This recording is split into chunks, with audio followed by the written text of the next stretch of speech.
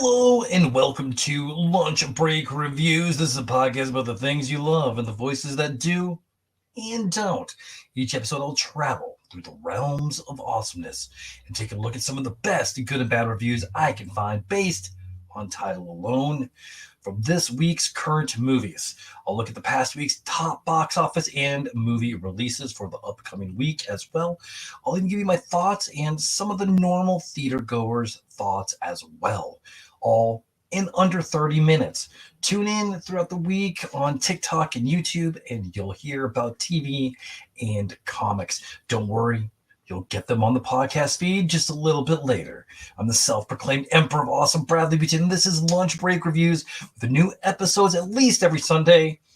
Sorry, I had to celebrate my dad's birthday. That's why this is happening Monday. Today's battle of box office supremacy is Venom 3 and Don't Move. We'll talk about that in just a minute. But a recap of last weekend, from 10/18 to 10/20, Smile 2 came out on top for its first week, earning a total of $23 million with a grand total of $34 million at this time. The Wild Robot had $10 million for last week for second place and is a total of $107 million, and it's been out for 4 weeks. Terrifier 3, that made $9.3 million and has been out with a total of $41 million, and it's been out for 2 weeks. Fourth place, Beetlejuice. Beetlejuice is still hanging in there with $5 million with $286 million in total, and it's been out for 7 weeks. We Live in Time came in at 5th place with a not so national release, and this week it is national. $4.2 million for the week, for a total of $8.8 million thus far. Let's get into the movies. We have Venom 3. Here's some information. It was released on 10/25. As of right now, I had 10,000 reviews to go over. I only look at the top and I look at the worst and the best, and then we go from there. IMDb has this rated at 6.2 out of 10. Is that fair? Let's find out. Rotten Tomatoes has a 36% on the tomato meter, but 79% on the popcorn meter. Here is the IMDb synopsis of Venom 3. Eddie and Venom on the run face pursuit from both worlds. As circumstances tighten, they're compelled to make a heart-wrenching choice that can mark the end of their symbiotic partnership. See what they did there? Yeah, I did. All right, the top billing, it has been directed by Kelly Marcel, written by Kelly Marcel and Tom Hardy. Main stars is Tom Hardy. I'm never, ever going to say this name right. Chiweedle Ejiofor. I'm sorry, dude. I'm a big fan, but I can't pronunciate. Juno Temple, Rufus Ifans, Stephen Graham, Peggy Lou, and Clark Bacco. Got a critics review from Rotten Tomatoes. I have Damon Fudge from KCCI, my hometown, Des Moines. Says, Venom The Last Dance continues the tradition of being better than the previous one. It's a rollicking adventure that's not only a great wrap-up to these characters, but it's simply good old-fashioned entertainment for entertainment's sake. I tend to agree. James Graby from Time Magazine says, in a franchise full of Spider-Man wannabes, the one most associated Spidey ended up being the most successful because it was about a true connection rather than tenuous connections between multiversal IP. I like that one as well. All right, here's my disclaimer. I base the reviews I choose solely on title alone and I've not read through them. Please forgive me if I mispronunciate words. I normally know talk good. I'll do my best to read it as I see it, punctuation, good, bad, and all. So let's find out what people are saying about Venom 3, The Last Dance. We're going to start off with a bad review.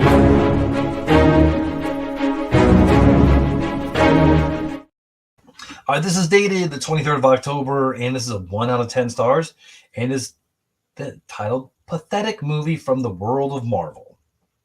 Tom Hardy reprises his role as Eddie Brock, alias Venom. This time, their fight is with its own clan, but there are not all high moments which make the audience engage. If this was the end of the Venom series, which probably not, but if still, then the farewell is quite upsetting. Fights were there, but not enough to entertain the audience. As we can see, Venom in full form only for some time that had adversarial affected the interest of viewing. That's worded weird. End credits did not have the fuel to accelerate the interest of waiting for its next franchise. Overall, a movie which made me frown like anything. After Avengers Endgame, nothing is coming out good from Marvel Universe. There's some good stuff, man. Let's not go that far. But I can't say I totally disagree with you. I thought Venom was okay. Here's another bad review.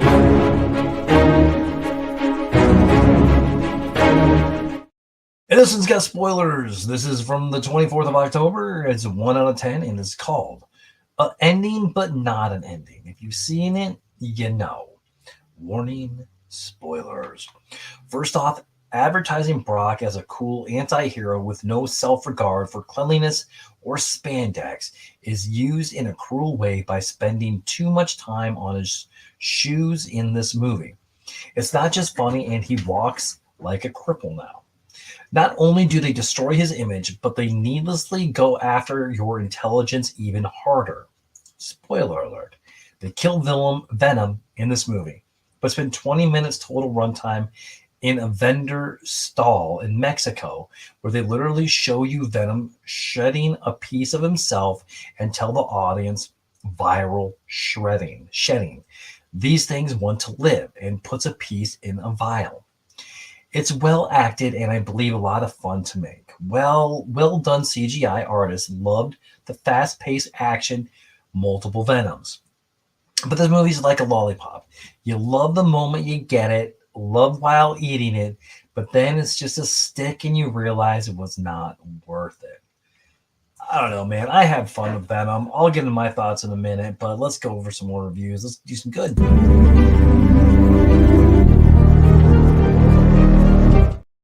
From the 24th of October, and it's a 10 out of 10, called A Bittersweet Farewell to Venom. Venom, The Last Dance, was a bittersweet conclusion to the Venom trilogy. While the film delivered some thrilling action sequences and humorous banter between Eddie Brock and Venom, the ending left a sour taste. The decision to permanently kill off Venom, a beloved character, was a shocking and disappointing choice. The film's post-credit scenes, which hinted at a potential future for the character, felt underwhelming and didn't quite live up to the expectations. It's hard to imagine Venom franchise without its iconic anti-hero. It's a shame that such a potentially groundbreaking character met such a definitive end, given the recent trend of multiverse exploration in the Marvel Cinematic Universe. It's easy to wonder what could have been. A crossover of the Spider-Man universe where Venom could have interacted with the iconic character would have been a dream come true for many fans. I'm one of them. The low theater attendance for this film is a testament to the diminishing interest in the franchise, which is unfortunate considering the potential of the character. In conclusion, while Venom The Last Dance had its moments, the ultimate sacrifice of Venom was a major misstep. It's a reminder that even beloved characters are not immune to its final curtain. As a diehard Venom fan, I'm giving this film a 10-star rating despite its flaws. It's a fitting tribute to the character that has captured the hearts of millions. And brains. Cool. I dig it. Here's another good review.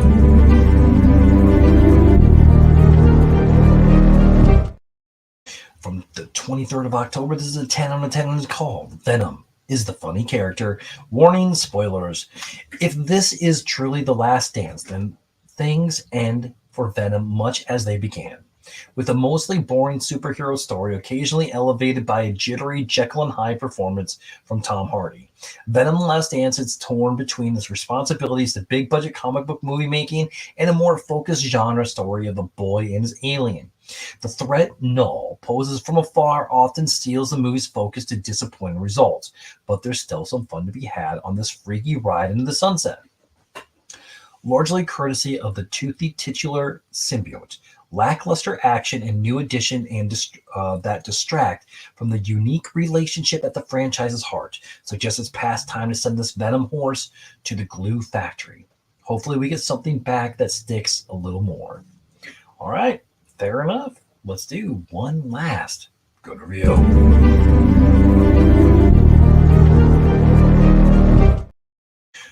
This is from the 24th of October. It is a 10 out of 10 called Woo. I love it to the core. Warning, spoilers. Venom itself is hilarious as usual. Love the character, the dialogue, everything. Climax part hits the most. Weird typing there. Love it when the symbiote transform. Fire, fire, fire. That was magical. The title lives up to its name. The Last Dance with Miss Chen. The ending part, I was cutting onions. I get it. And praying, remembering the sample. And what? Well, it's the first time I was damn happy seeing a cockroach. Hardy did a great job with the effects and sound, and God, the songs. Memory Song is near to my heart, and now it's raining after watching Venom. I am truly happy with The Last Dance, hoping for more fun and a joyous adventure. Well done. I had a good time with Venom, so we'll get into my thoughts here in just a little bit. We got one more movie to talk about. We talked about Venom: The Last Dance. We got to talk about the other movie I watched this week, Don't Move. And this was released on streaming on Netflix on 10/25. It's a 5.9 out of 10 with 4.9 thousand reviews at the time that I did this. Rotten Tomatoes, the tomato meter has this at a 71% and the popcorn meter at a 47%, kind of the opposite of Venom. So what does that tell you? You can figure that one out on your own. Here's the IMDb synopsis. It follows seasoned killer as he injects a grieving woman with a paralytic agent. She must run, fight, and hide before her body shuts down. Top billing, this is from IMDb. It was directed by Brian Nito and Adam Schindler. Writers was TJ Simful and David White. Main stars is Kelsey Asbile, Finn Whitrock, and Moray Treadwell. Critic reviews, I got a Matt Hambridge from Fandom Wire says, with a thin script and even thinner characters, the themes laid out at the beginning never fully come together. Benjamin Lee from The Guardian, Don't Move doesn't quite stick the landing as smoothly as one might hope, with a few too many incredible moments and some biffed one-liners. But there are enough heart and throat moments on the way there to separate this from most of the genre guff. Here's my disclaimer. I base the reviews I choose solely on title alone and have not read through them. Please forgive me if I mispronounce words. I normally no talk good. I'll do my best to read them as I see it. Punctuation, good, bad, and all. So let's find out what people are saying about Don't Move. Got a bad review here.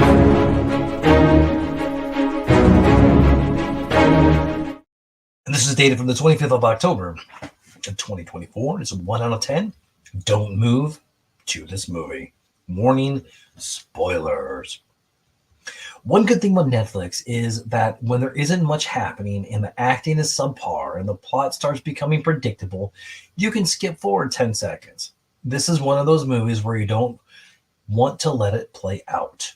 For a serial killer who's been at it for a while, Richard seems quite lousy and careless. For that matter, even the cop who catches up with them seemed like a bumbling idiot. Not wrong. The movie starts strong and artsy and then just fumbles about. If you are going to make it like an evening show and watch it with your loved ones over wine and snacks, please don't. Instead, let it play in the background while you're doing some household work or at your office work. Watch it while traveling to and from work. Don't know if I'm going to watch Netflix in the car. Just saying, probably not a good idea. But that's a 1 out of 10. Let's do another bad review.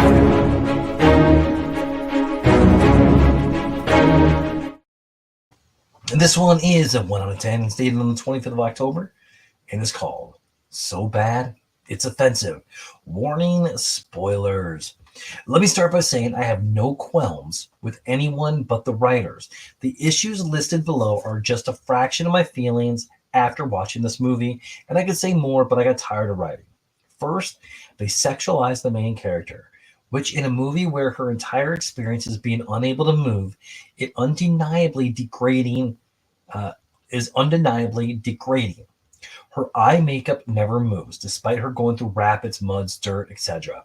This is impossible regardless of the product, setting spray, or otherwise. They put her in the tightest outfit possible. And sure, she's hiking, but without a sports bra, without a bra period. I don't know about other women, but I need support when I'm doing heavy exercise. They have her constantly making the dumbest decisions possible as well. A few times under pressure makes sense, but every decision, really? Between fire and murder, she chooses the murder. Fine, between ants and a murder, she chooses the murder. Not even fire ants. If she had a phobia that was previously established, this would make sense. Regarding the killer, they had the audacity to pan to the assailant changing his shirts. Are we supposed to find him hot? Really? He's also stupid for not seeing her every time she was hiding.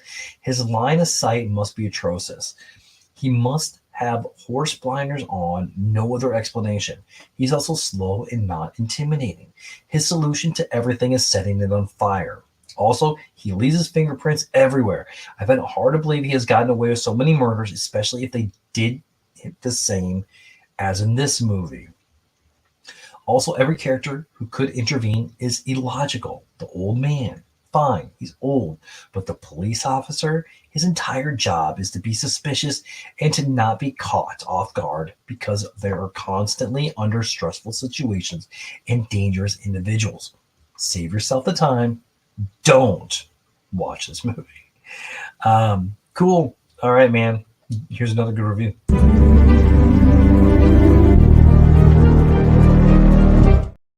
It's dated for the 25th of October, and it's a 10 out of 10, and it's called That Was Intense. I just got done watching Don't Move 2024, and this is silly one of the best horror movies of 2024. Positives for Don't Move 2024. The leading performances for both Kelsey Asbell and Finn Whitrock are awesome in this movie, and this is the element that make everything in the movie work. Kelsey Asbell is someone who I've now had my eye on ever since she was on Pair of Kings, 2020 or 2010 to 2013, which has skyrocketed her superstardom with her role in Yellowstone, 2019. And now I hope she does more projects within the thriller and horror genre because she is clearly made to be a scream queen for the modern era. Finn Whitrock is someone who I've only started noticing since he was on the 10th season of American Horror Story. And now I will definitely be keeping an eye on this guy because he is just awesome as the main villain. The movie does a fantastic job getting you to care about these characters and explaining their backstories. This is easily one of the most intense and wild rides I've had in 2024.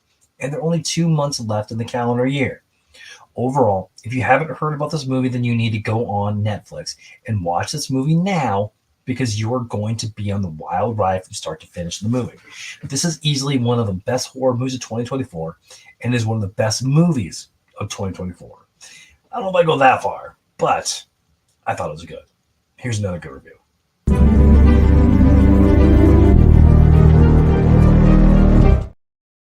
All right, this is from the 25th of October, and it's a 10 out of 10. And this is Manipulated and Isolated, the Raw Trauma of Don't Move. Just thinking about Don't Move brings me to tears. The themes of control and dominance are hauntingly portrayed. The female protagonist is in a situation where she wishes to die, yet the antagonist manipulates her in choosing life on his terms, ultimately wanting to kill her himself. Unlike many films that depict women fighting for their lives against serial killers, the narrative dives into the psyche of someone who doesn't want to live, highlighting a disturbing emotional trauma that resonates deeply within me. It reflects my own experiences of vulnerability, manipulation, and isolation, being trapped in a web that's spun by someone who sees you as an object rather than a person. Watching is profoundly unsettling. You feel the weight of being tracked and victimized, wanting to escape, but being forced to survive under the whims of someone else. It's a raw depiction of survival in the face of overwhelming control, and I'm still struggling to come to terms with the impact it had on me. Man, I'm glad you had a good time. I'm glad that I had a good. Let's talk about these movies here. I watched both of them. I watched Venom and I watched Don't Move. I liked them both for different reasons. Venom was just entertainment. It wasn't deep. Didn't reinvent the wheel. It didn't do anything extra at all. I just had a good time. Don't Move. I was more of an experience. I got watched with my wife. We both had the jaws drop moment. So my movie fog was up on both of these. I'd say in the fours. So I knew nothing about Don't Move until I was talking to some people at work where I work at a theater, and they're like, and I was turned on from one of them who was actually coming out of Venom, who didn't like Venom, but that's okay. So I had a good time. I liked them both. Movie fog was good. I rate both of them out of 4. Now, for my awards, for the lunch break reviews, my favorite actor of the week is absolutely Kelsey Asbile. I know I'm saying the name wrong. I apologize. But you're amazing. She's from Don't Move. The worst or least favorite actor of the week was Juno Temple. She's Agony in Venom 3. Spoiler. I couldn't have cared less. I don't know. I didn't think she fit the character. I don't know. I just didn't find her interesting. The show stealer, though, for the week is 100% Venom. Venom kicks ass.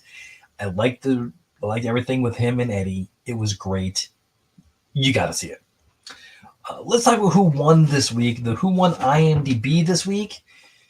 So this was an interesting one. I almost called it a draw because on one hand, Venom 3 is at a 6.2 with 12,000 reviews.